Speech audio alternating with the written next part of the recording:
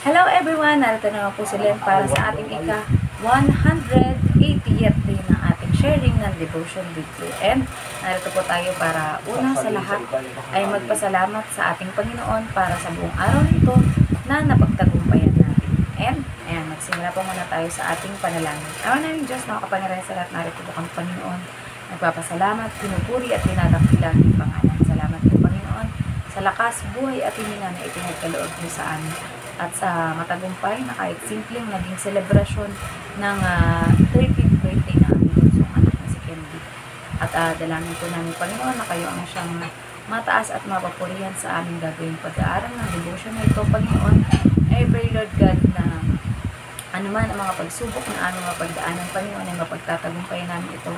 Dahil kagaya sa inyong mga salita, Panginoon, na you will never leave us nor forsake us, Lord God. Salamat po sa tinapos na gawa ng mga bukong anak na si Jesus na pagtubos sa aming mga kasalanan. At alam po namin na hindi ito kayang bayaran ng kahit anong salapi o kahit anong mabuting gawa man na gawin namin dito sa mundo, Panginoon. Salamat din po sa banal na Espiritu na siyang pumapatnubay at gumagabi sa amin upang ang aming mga magawa, Panginoon, ay para lamang sa inyong kapurihan at sa ikalulugod ninyo, Panginoon. Dalangin po namin, Panginoon, na kayo ang hihipo sa puso ng bawat isa na makakapakinig at makakabasa ng devotion na ito, Panginoon. Nang sa gayong, Panginoon, ay magkaroon ng pagbabago sa kanilang buhay, Panginoon, at to be more Christ-likeness. Na magaya namin, Panginoon, ng mga katangian at pag-uugali, pananalita, kilos, at gawi, Panginoon, ng lulugtog na anak na si Jesus. Muli, binabalik po namin ang lahat ng papuri at pasasalamat sa tanging pangalan ng lulugtog na anak ni si Jesus. Amen. So, ito po yung nakasulat sa Lucas 21:7. Mga kahirapan at pag-uusig na darating. Tinanong nila si Jesus, Guro, kailan po mangyayari iyon? At ano ang magiging palatandaang iyon ay magaganap na? Message. Dito naman ay pag-uusapan ang tungkol sa mga kahirapan at pag-uusig na darating. Dahil tinanong daw ng mga alagad kung kailan daw mangyayari ang mga kahirapan at pag-uusig at kung ano daw ang mga senyales na magaganap na ang mga iyon. Application.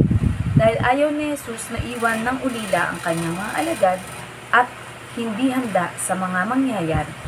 Kaya nang magtanong ang mga alagad kung kailan daw mangyayari ang mga kahirapan at pag-uusig na darating. At siguradong matapos na ang Panginoong Jesus ay bumalik sa langit, saka mangyayari iyon. Kaya dapat na sa mga oras pa lang na iyon ay laging handa na agad ang mga alagad.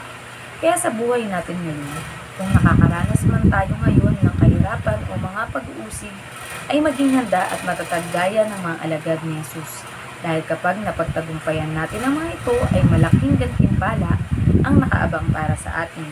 Magsisimula dito sa mundo at magpapatuloy hanggang sa mapunta tayo sa kaharian ng Diyos. So, purihin ang pagkabasa ng salita ng Diyos. Diba? So, sa mga panahon natin ngayon, nakakaranas tayo ng kahirapan, lalo dito sa Pilipinas, diba? Mahal na ang lahat ng mga bilihin.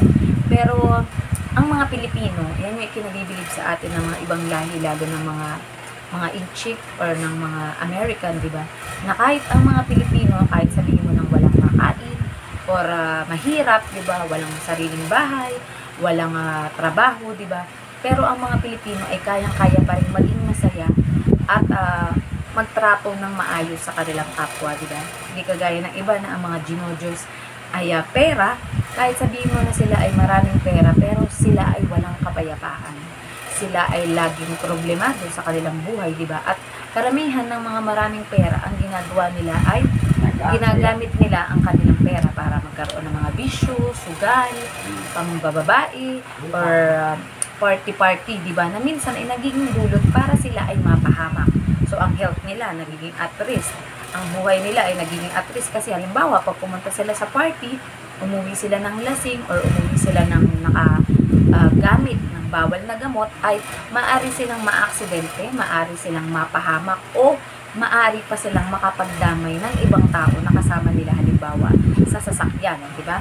May iba naman na pwedeng halimbawa sa sobrang kalasingan o pagkahay nila sa bawal na gamot ay napaaway sila, di ba? Pwedeng sinaksak, binaril, pinatay o ano pa man na mga ginawa sa kanila na kanilang makakaaway sa daan, di ba? So, ang buhay natin napakahalaga. Isang beses lamang tayo mabubuhay sa mundo. Kaya nga, ang nire-request sa atin ng Panginoon, we live our life to the fullest, di ba? And para sa iba na hindi naiintindihan, ang ating Panginoong Yesus kaya naparito ay hindi para pagsilbihan, di ba? Kundi siya yung magsilbi sa atin, na ialay niya ang kanyang napaka prestigious, napaka hindi mo maikukumpara sa kahit anong pera, sa kahit anong kayamanan dito sa mundo, at sa kahit anong kaligayahan, kundi ang dugo at buhay ng ating Panginoong Yesus are precious to the eyes of our heaven, our heavenly Father, our Abba Father, ang ating Diyos Ama, diba? Pero kung ang Panginoong Diyos nga hindi siya natakot o hindi siya nag-alinlangan na isugo ang kanyang bugtong na anak na si Jesus dito sa mundo, at naibigay niya pa ang kanyang bugtong na anak para maging alay para sa buhay natin, ano pa kaya ang hindi makakayang ibigay sa atin ng ating Panginoong Diyos? Yung kayamanan na yan, yung kaligtasan, magandang kalusugan, magandang buhay, kayang-kaya niyang ibigay sa atin ng ating Panginoong Diyos. Pero ang tanong lamang sa atin, naniniwala ka ba na maibibigay at makakaya yan na magawa sa atin ng ating Panginoong Diyos? So, diba, kagaya din sa pagtanggap natin sa ating Panginoong Diyos bilang Diyos at tagapagligtas, many can say, kilala nila ang ating Panginoon. Many can say, sumasampalataya, nananalig, sumisimba lagi sa ating Panginoon. Ngunit, yung application nila sa kanilang buhay ay hindi makakakitaan na sila ay pinaghaharian na ng ating Panginoong Yesus sa kanilang buhay. So, sabi nga, ang lahat ng mga bagay na yan ay sariling pakikipag-covenant natin sa ating Panginoon. Kasi, ang relasyon naman natin sa ating Panginoon ay personally. Hindi pwedeng yung pananampalataya ko magiging pananampalataya ng aking kapatid. Although, I can affect or I can have a big impact sa aking pamilya nang sa gayon sila ay kumilala sa ating Panginoon, di ba?